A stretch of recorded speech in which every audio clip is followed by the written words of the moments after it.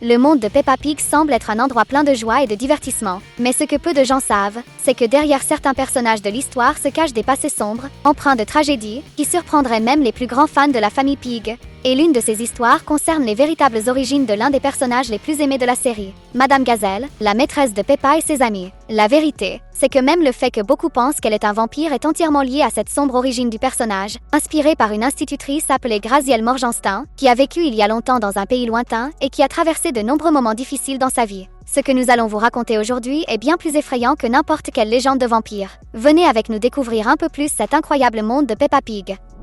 Les origines de Madame Gazelle. Comme nous l'avons déjà mentionné, bien que Peppa Pig soit un dessin animé pour enfants, il s'inspire d'idées et d'histoires réelles. Par exemple, Peppa et George ont été inspirés par de véritables enfants, comme nous l'avons expliqué dans d'autres vidéos sur notre chaîne. Dans le cas de Madame Gazelle, l'un des personnages les plus populaires de la série, nos recherches ont révélé que ses origines s'inspirent de l'histoire d'une femme appelée Grazielle Morgenstern, née en Roumanie vers 1930. Le lien entre les vampires et cette femme commence avec le simple fait que la Roumanie est connue comme la terre de légendes telles que celle de Dracula. De plus, le cas de Grazielle impliquait un problème lié au sang, mais pas celui des autres, le sien. Grazielle souffrait d'une maladie réelle appelée porphyrie, qui provoque des symptômes qui, autrefois, nourrissaient des croyances dans le surnaturel, notamment liées au vampirisme. Cette jeune fille, qui vivait dans un petit village de Roumanie, souffrait d'une condition qui provoquait une sensibilité extrême à la lumière du soleil, entraînant des blessures et un vieillissement prématuré de la peau. En d'autres termes, Grazielle, en plus d'être pâle à cause d'un faible volume de sang dans son corps, n'était jamais vue exposée au soleil, car cela recouvrait sa peau de blessures. Ces deux caractéristiques faisaient croire à ses voisins qu'elle était une entité vampirique, la rendant cible de peur et de préjugés de la part de presque tous. La petite Gazeline, comme on l'appelait, avait une personnalité calme et, tandis qu'elle faisait face aux rumeurs disant qu'elle était un vampire, passait ses journées à l'intérieur, lisant autant de livres qu'elle pouvait. Pourtant, le plus grand défi de sa vie ne faisait que commencer.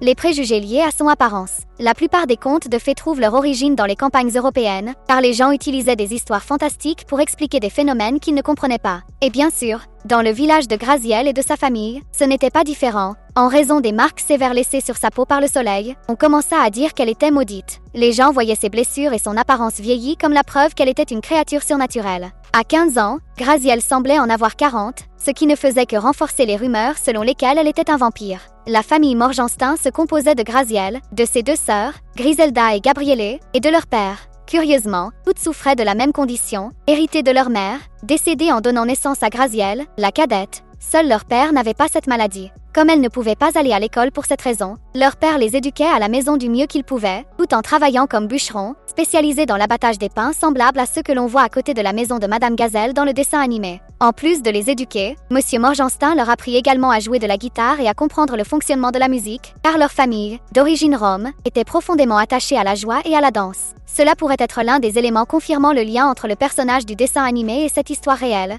De plus, ces autres détails liés à l'éducation se connectent directement à la création de Madame Gazelle dans Peppa Pig, une maîtresse extrêmement dévouée à ses élèves. L'inspiration semble provenir de ce contexte d'enseignement à domicile. Avec le temps, l'association avec les vampires devint encore plus forte, car, tout comme le légendaire Dracula avait 3 épouses vampires, la famille Morgenstern avait 3 filles et un homme, le père. Bien que ce ne soit qu'une coïncidence, les habitants du village commencèrent à voir Grazielle et ses sœurs comme des personnages de récits d'horreur. Mais le pire était encore à venir. Mais avant, si vous suivez attentivement cette histoire sur les origines de la maîtresse de Peppa, montrez-le nous en écrivant Gazelle dans les commentaires. Face à cette situation, Grazielle et ses sœurs sortaient rarement de chez elles, sauf les jours nuageux. Lorsqu'elles parvenaient à jouer dans la rue, leur énergie juvénile contrastait fortement avec leur apparence vieillie. Cela amenait les habitants du village à se demander comment ces dames âgées peuvent-elles courir et sauter comme des enfants. Le manque de connaissances et l'imagination débordante des gens conduisirent à des conclusions cruelles et infondées, qui culminèrent en des tragédies marquant profondément la vie de Grazielle.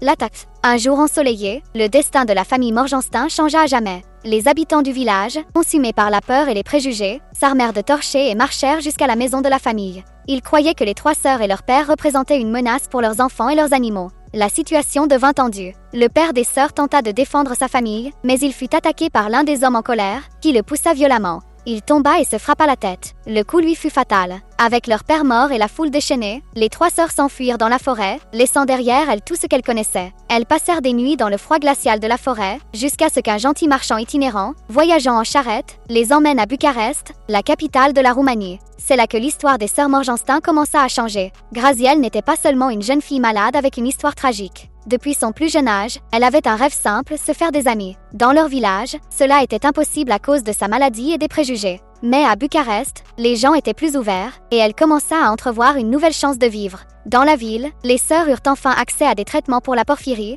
ce qui les aida à mieux supporter la lumière du soleil. Cependant, les dommages causés à leur peau étaient permanents, et elles continuèrent à avoir une apparence vieillie qu'il était impossible de changer. Dans les années 1940, les sœurs devaient travailler pour subvenir à leurs besoins. Graziel trouva un emploi comme assistante dans une école primaire. Ce travail apporta un peu de bonheur dans sa vie, car elle adorait être entourée d'enfants. Le groupe de musique. Pendant que Graziel travaillait comme assistante, Griselda et Gabriele cherchaient de nouvelles façons de gagner leur vie. Un soir, en regardant un groupe de rue jouer, Griselda eut une idée brillante. Pourquoi ne pas créer un groupe aussi? Nous pourrions nous amuser et gagner de l'argent. Inspirées par cette idée, les sœurs décidèrent de former un groupe musical. Cependant, l'Europe traversait les horreurs de la Seconde Guerre mondiale, ce qui rendit toute tentative de succès difficile. Elles perdirent leurs emplois, leurs amis, et faillirent même perdre la vie. Après la guerre, les sœurs décidèrent de quitter la Roumanie pour chercher de nouvelles opportunités en Angleterre. Là, elles se consacrèrent à la musique et apprirent à jouer des instruments. Graziel apprit à jouer de la guitare et gagna le surnom de Grazielda Guitare, ou simplement Gégé, un détail que les créateurs de Peppa Pig utilisèrent pour rendre hommage au personnage. Griselda devint batteuse. Gabriele se spécialisa dans la basse. Les sœurs formèrent le groupe Graziel du Rock, dont le nom rappelle les gazelles du rock mentionnées dans la série. Elles devinrent une sensation dans le sud de Londres dans les années 1950, et leur plus grand succès fut la chanson It Yeah, que l'on peut entendre à la fin d'un épisode de Peppa Pig.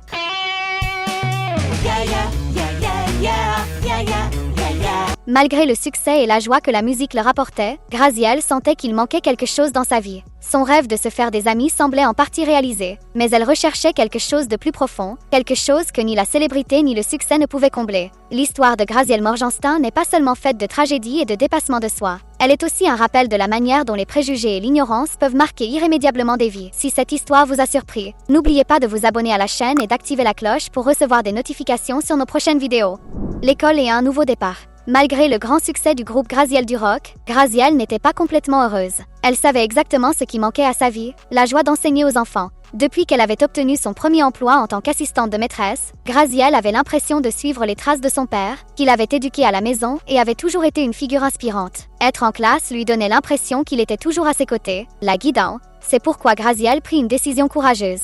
Elle quitta le groupe et choisit de se consacrer à son rêve d'enseigner. Elle savait que cela impliquait de renoncer à beaucoup de choses, mais elle croyait que cela en valait la peine. Graziel quitta Londres et s'installa à Norwich, une ville située dans l'East Anglia, le même endroit où, selon une légende urbaine, se serait déroulée la tragique histoire de la petite Peppa. Dans les années 1950, Norwich était une ville beaucoup plus petite, avec des communautés simples et chaleureuses. C'est là que Graziel trouva un nouveau sens à sa vie. Ne disposant pas de suffisamment d'argent pour ouvrir une école formelle, elle transforma sa propre maison en un espace d'enseignement pour les enfants défavorisés. Son geste fut considéré comme un acte de grande générosité et, avec le temps, Graziel devint connue sous le nom de Madame Graziel, la maîtresse qui a aidé à éduquer des générations d'enfants et, plus tard, même les enfants de ses enfants. Cette partie de son histoire a directement inspiré les créateurs de Peppa Pig, Neville Astley et Mark Baker, lorsqu'ils ont travaillé sur la construction des personnages. L'apparence vieillie de Madame Gazelle s'inspire de Graziel, qui, en raison de la porphyrie, avait une apparence bien plus âgée que son âge réel. Ce détail est mentionné de manière humoristique dans la série, comme dans l'épisode de la fête d'adieu de Madame Gazelle, lorsque Maman Pig se demande comment elle pouvait déjà être vieille lorsqu'elle était enfant.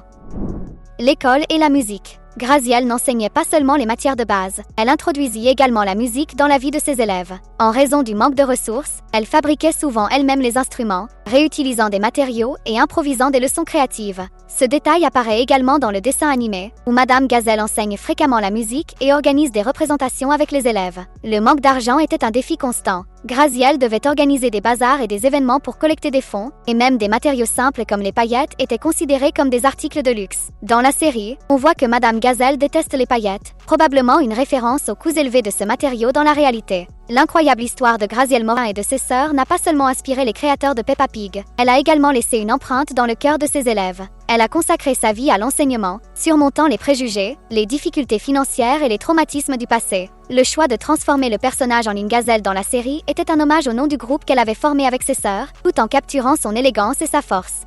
Les références au monde réel rendent Peppa Pig encore plus fascinant. Découvrir des histoires comme celle de Graziel Morgenstern nous aide à comprendre comment des personnages aussi mémorables ont été créés. Nous avons sélectionné 2 autres vidéos incroyables pour vous, afin de continuer à explorer les mystères et les inspirations derrière Peppa Pig. À bientôt dans la prochaine vidéo.